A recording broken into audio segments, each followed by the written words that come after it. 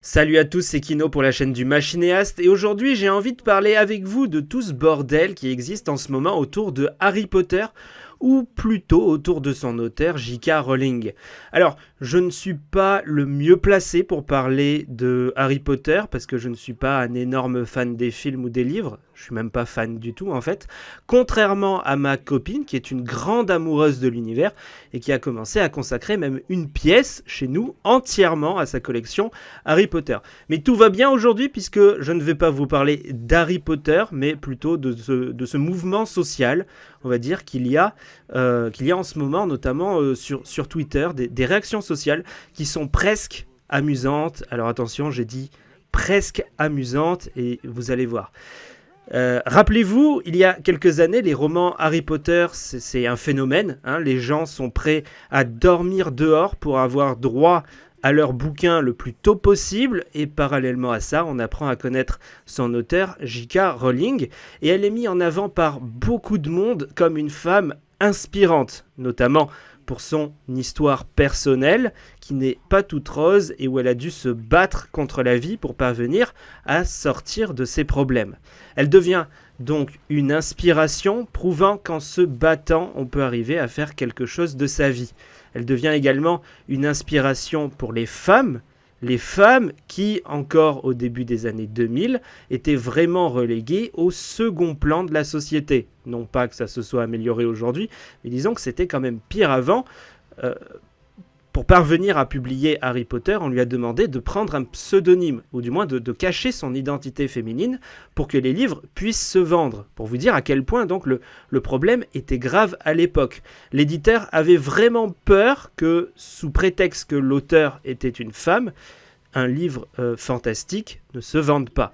Donc aujourd'hui, et c'est là où ça commence à devenir drôle déjà, comment la roue tourne, l'inspiration qu'elle pouvait transmettre a totalement disparu pour en faire une paria, une personne qu'il faut donc boycotter pour certains propos qu'elle tient sur Twitter, jugés transphobes. Alors, on n'est pas là pour juger, on n'est pas là pour aller faire une enquête et aller chercher le vrai du faux, aller chercher des tweets, les mettre en avant, tout ça, ça ne m'intéresse absolument pas. J'en parle aujourd'hui parce que je trouve que le débat devient une véritable affaire sociale avec des réactions qui partent dans tous les sens. Vous le savez peut-être, il y a un jeu vidéo Harry Potter qui est proche de sortir ou qui est peut-être déjà sorti au moment où vous regardez cette vidéo. Et visiblement, il est boycotté sous prétexte que ce jeu est affilié à cette personne transphobe, donc à J.K. Rowling. Alors pour rentrer un petit peu plus dans le vif du sujet, il y a plusieurs choses que je trouve un petit peu con dans cette histoire. Tout d'abord, ceux qui font le plus de bruit autour de tous ces sujets de transphobie sont des gens qui mettent énormément d'énergie à traquer avec haine les gens qui seraient selon eux intolérants. Donc, nous sommes dans un monde où l'on soigne la haine par la haine, et moi ça me fait rire parce que si dans l'histoire à un moment donné ça a marché, faudrait me dire quand, parce que ça c'est du grand art. Et d'une autre part, ceux qui sont les plus virulents ne sont aucunement transsexuels et se battent en utilisant des arguments qui sont parfois mais totalement absurdes, et on en perd la légitimité en fait du mouvement et de ceux qui recherchent véritablement leur identité par là-dedans, quoi.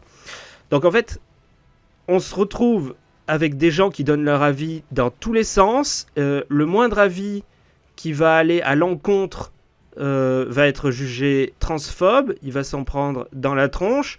C'est une guerre en fait qui se passe sur les réseaux sociaux, et on ne laisse presque pas la parole à ces personnes qui sont transsexuels. En fait, on ne les laisse pas parler. Si moi je devais donner mon avis sur le choix de la transsexualité, je vous dirais simplement qu'on en oublie trop souvent le fait qu'il faut apprendre à se respecter, qu'il faut apprendre à s'accepter et qu'il faut apprendre à se comprendre. Et je plains sincèrement ceux qui vont trop vite, qui brûlent les étapes, qui se transforment entièrement et qui réalisent qu'ils se sont trompés une fois que leur transformation a été achevée. Et je ne sais pas comment on peut faire pour s'aimer après ça. Et je vous assure qu'il y en a qui regrettent leurs gestes, et je vous assure que ça existe. Et alors voilà, là j'ai donné mon avis sur la chose. Je ne sais pas ce que j'ai pu dire qui peut être offensant, mais je suis certain que si vous jetez un coup d'œil dans les commentaires, j'ai dû me faire bâcher parce que je n'applaudis pas, en fait, naïvement, toutes les personnes qui veulent changer de sexe. Et quoi qu'il en soit, pour moi, toute cette guerre polémique mélange beaucoup trop de choses. Tout d'abord, on va mélanger l'œuvre et on va mélanger la personne. On peut respecter le travail de quelqu'un sans avoir à respecter la personne en tant que telle. Je peux objectivement trouver un acteur très bon, mais ne pas valider son choix de vie, d'aller à la chasse le week-end avec son fils ou avec des amis. Je peux vraiment aimer la musique d'un artiste ou d'un groupe, mais vraiment rejeter la vie de débauche avec la drogue, le sexe et l'alcool. Autre chose qui est visiblement mélangée, c'est que J.K. Rowling utilise son compte Twitter d'artiste pour faire passer des idées personnelles que l'on pourrait même juger politiques. Alors, si d'un côté ça déconne pour moi sur les gens qui mélangent un petit peu qui elle est et ce qu'elle fait, on va dire qu'elle n'aide pas non plus les gens à faire la différence en agissant de cette façon. Et le problème derrière tout ça, c'est que quand les choses sont posées sur Twitter, il n'y a personne qui va écouter personne. Tout le monde a déjà son avis et du coup, tout le monde rentre en guerre. Tout le monde y va de son intention d'essayer ou de convaincre les autres avec haine, c'est important, parce que leur idée prévaut sur celle des autres. On ne sait pas pourquoi, mais elle prévaut sur celle des autres. Et moi, je trouve que c'est quand même assez ouf et c'est un problème qu'on retrouve sur énormément de sujets sur Internet en ce moment, sur Twitter notamment. Des sujets qui sont des fois, on s'en fout, quoi. C'est des petits sujets et des fois, c'est des sujets qui sont beaucoup plus gros, beaucoup plus importants.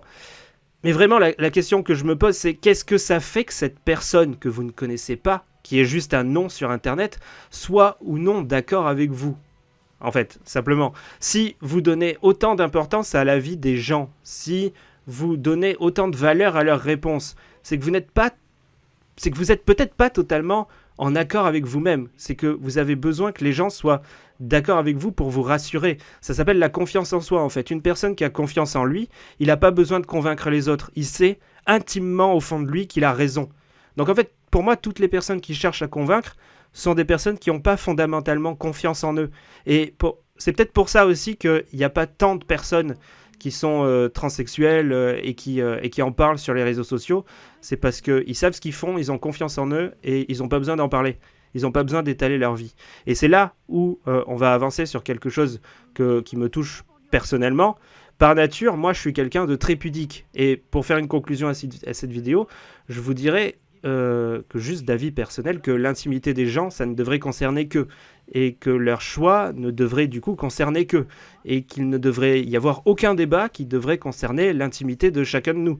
Et je pense pas qu'il faille s'amuser à parler de ça sur les réseaux. Et je comprends pas donc ceux qui vont le faire, et je comprends pas ceux qui n'ont rien à voir avec ça et qui vont prendre parti dans un sens ou dans l'autre. Et le but de la vie, c'est d'être heureux.